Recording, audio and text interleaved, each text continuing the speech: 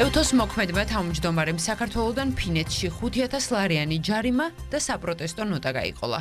ელინა ვალტონენის შინაგან საქმეთა სამინისტრომ რუსთაველის გამზირზე გზის უკანონოდ გადაკეტვის გამო დააჯარიმა. საგარეო საქმეთა სამინისტრომ კი ანტისამთავრობო მიტინგზე მისვლა და აქციის მხარდამჭერი გზავნილები მანდატის ბოროტად გამოყენებად შეუფასა და გზად საპროტესტო ნოტა დააწია.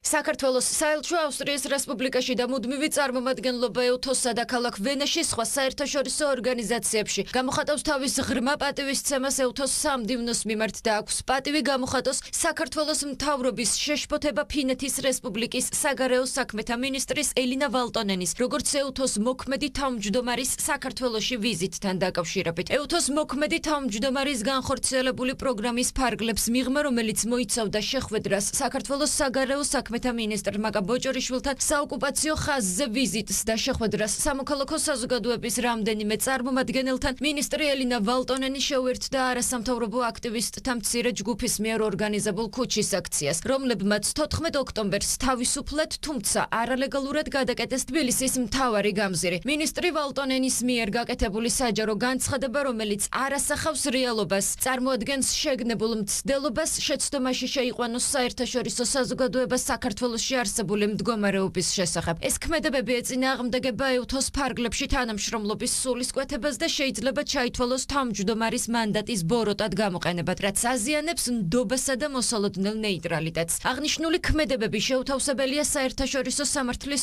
საყოველთაოდ აღიარებულ პრინციპებთან, რომელთა შორისაა სუვერენიტეტის პატივისცემა და შიდა საქმეებში ჩაურევლობა, როგორც ეს ასახულია ჰელსინკის დასკვნით აქტში, გაეროს რეზოლუციაში ევთოს წესებსა და პროცედურებში და ეწინააღმდეგება დიპლომატიური ურთიერთობების შესახებ ვენის კონვენციის სულისკვეთებას. რა მიზანი ჰქონდა ევთოს მოქმედი თავმჯდომარის საქართველოში ვიზიტს? ელინა ვალტონენის ქცევა და განცხადებები მმართველ გუნდს აფიქრებინებს, რომ ევროპელი დიპლომატი საქართველოში რევოლუციური პროცესების წასახალისებლად ჩამოვიდა. საუბრობენ იმ წითელ ხაზებზეც, რომელიც ფინეთის საგარეო საქმეთა მინისტრმა თბილისში გადაკვეთა.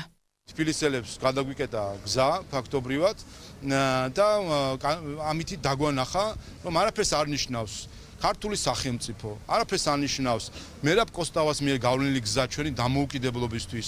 ერთ 39 წამიან ვიდეოს ანაცვალა საკუთარი რეპუტაცია, როგორც ევთოს მოქმედმა თავმჯდომარემ. გარედან ფინანსდება ეს ძალადობრივი ჯგუფები, რომელიც რუსთაველზე იკრიბება, რამდენიმე აკაცუკი შეიკრიბება, გადაკეტავს გზას, ძალიან დისკომფორტს უქმნის თბილისის დედაქალაქის მოსახლეობას და ჩამოვიდა მათი პატრონი, რომ მოენახულებინათ საკუთარი შვილები.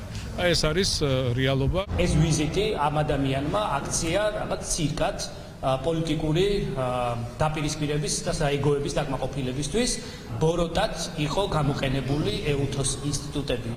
ფინეთის საგარეო საქმეთა მინისტრის ქმედებების ხილვისა და განცხადების მოსმენის შემდეგ ოპოზიცია კმაყოფილებას ვერ მალავს. დიპლომატის საპროტესტო აქციაში მონაწილეობას ამართლებენ. პრემიერთან ვერ შემდგარ აუდიენციაზე კი საკუთარი შეფასება აქვთ.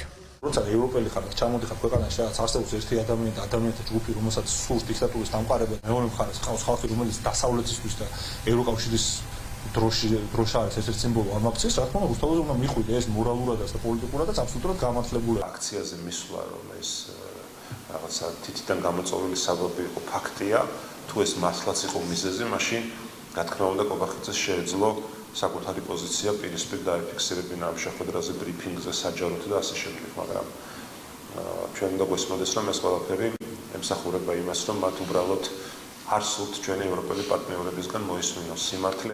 ევთოს მოქმედი თავმჯდომარის პროგრამა სამოქალაქო საზოგადოებასთან, საქართველოს საგარეო საქმეთა მინისტრთან და ქვეყნის პრემიერთან შეხვედრებს მოიცავდა, თუმცა მთავრობის მეთაურთან აუდიენცია ვერ შედგა. გაუქმებული შეხვედრის მიზეზად ელინა ვალტონენამ გრაფიკის ცვლილება დაასახელა და საქართველოს პრემიერ-მინისტრი ფინეთში მიიწვია.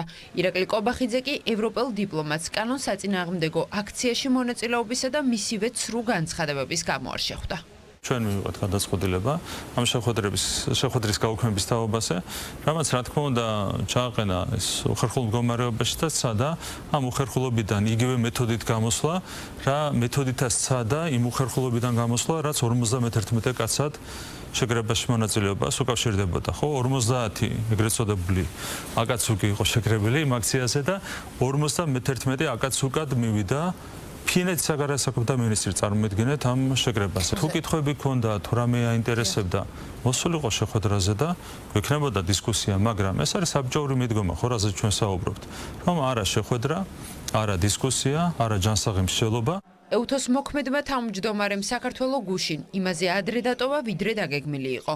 ფინელ დიპლომატს სამშობლოში ჯარიმის ქვით არის, ეუთოში კი საპროტესტო ნოტა დახვდება.